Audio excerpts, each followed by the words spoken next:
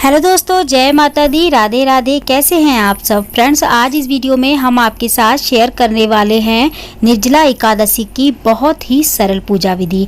Friends, Nirjala Ekadashi का व्रत सबसे ज़्यादा कठिन होता है। हर साल ज्येष्ठ माह के शुक्ल पक्ष में ये व्रत पड़ता है और ये व्रत जितनी भी एकादशी होती हैं सबसे ज़्यादा कठिन व्रत माना जाता है, क्योंकि इसमें निर्जला रह के व्रत किया जाता है। मतलब पूरा दिन बिना पानी रह के व्रत किया जाता है। फ्रेंड्स, इस पूजा में अगर आपके पास भगवान विष्णु की या भगवान गणेश की कोई प्रतिमा नहीं है, कोई फोटो वगैरह नहीं है, तो आप खाली घड़े के साथ पूजा कैसे कर सकते हैं बहुत ही सरल तरीके से। बाद में घड़े का हमें क्या करना है, किसको दान देना है, कैसे दान देना है, कब दान देना है, संपूर्ण जानकारी इस वीडियो में आपको मिलने वाली है।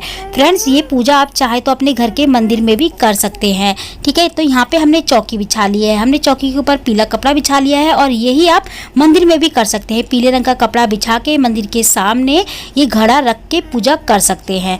तो सबसे पहले हमें ना मिट्टी का घड़ा लेना है, उसको जल से भरना है और जल के जो घड़ा है ना उसके नीचे हमें कुछ दाने तिल के डालने हैं, तिल के रखने हैं। उसके बाद हमें उसके ऊपर घड़ा रखना है, मतलब हमें घड़े को आसन देना है।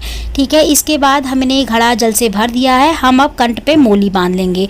मोली का मतलब होता है वस्त्र पहनाना, तो हम कंठ पे मोली बांध लेंगे। तो मोली इस तरीके से आप बांध ले।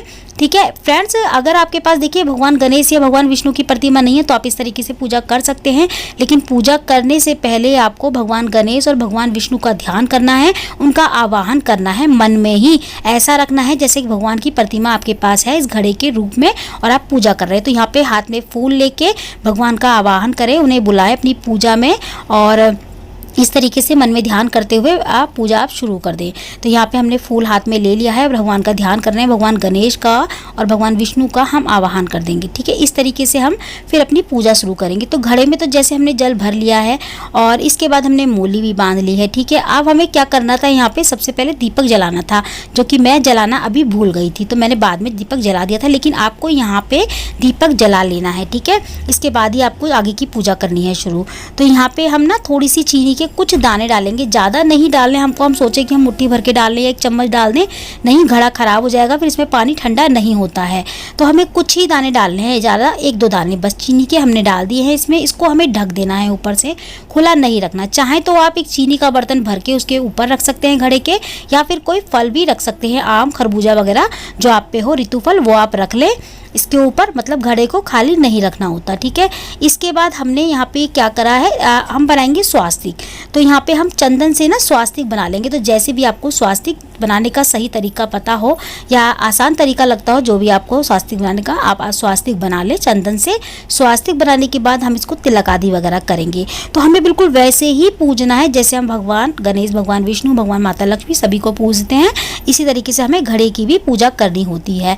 और ये निर्जला एकादशी वाले दिन कोई भी शुभ मुहूर्त देख के आप पूजा कर सकते हैं। सुबह अगर आप व्रत कर रहे हैं तब भी, नहीं कर रहे हैं तब भी, कम से कम एक घड़ा तो हमें जरूर दान करना चाहिए। तो इस तरीके से एक घड़ा लेके अपने मतलब कि अपने हिसाब से, अपने बजट के हिसाब से घड़ा ले ले, बड़ा छोटा जैसा भी आप लेना चाहें वैसा लेके उसको भर के इस तरीके से पूजा करके उसको बाद में हमें दान करना होता है। इस घड़े को हम घर में नहीं रख सकते हैं। ठीक है, तो यहाँ पे हम चंदन का तिलक कर लेंगे। दीपक हमने अब जला दिया है। ठीक है, ये दीपक आपको पहले ही जलाना है, जैसे ही आप घड़ा भर के रख देना उसके बाद आप दीपक जला ले। तो यहाँ पे मैंने दीपक अब जलाया है, तिलक कर लिया है, फूल चढ़ा दिया है।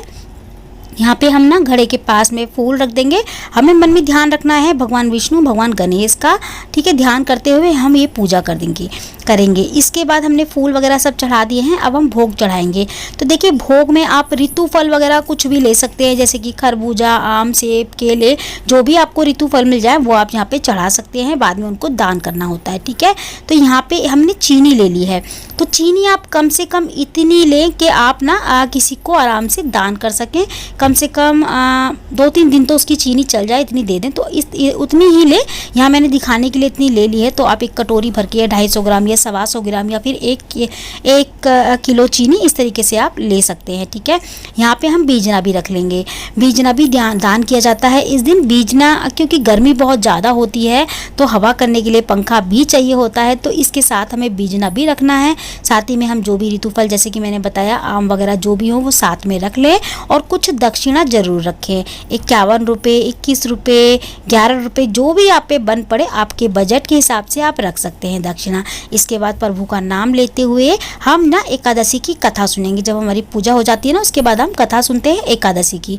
एकादशी की कथा देखिए, आप चाहे व्रत रख रहे हैं या नहीं रख रहे, आपको एकादशी की कथा जरूर सुननी है। फ्रेंड्स, एकादशी की कथा ही मात्र सुनने से भगवान विष्णु की कृपा हम पे सदा बनी रहती है और भगवान विष्णु हमें हर कष्टों से दूर रखते हैं। फ्रेंड्स, निर्जला एकादशी के दिन इस पूजा को करने के बाद आप जब तक ये दिया जले इसको ना छेड़ें घड़े को। जैसे ही दिया शांत हो जाए उसके बाद हमें ये घड़ा दान करना है। बीजना, घड़ा, दक्षिणा, चीनी, जो भी आपने यहाँ पे रखा है सभी चीज़ों को आपको दान करना होता है। फ्रेंड्स, आज की वीडियो में इतना ही। मैं मिलती हूँ आपसे अगली वीडियो में ऐसी अच्छी सी एक और वीडियो के साथ। जब तक के लिए जय माता दी, राधे राधे।